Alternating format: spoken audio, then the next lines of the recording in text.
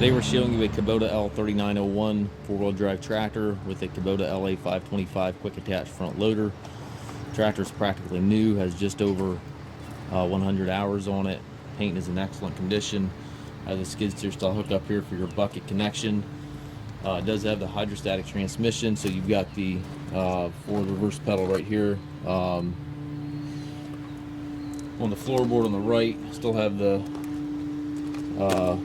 little ridges on the tires there, so they look practically new. Has a foldable rollover bar, 3-point hitch, top link, drawbar. Looks like the drawbar is not there. The top link is here. Drawbar is not there.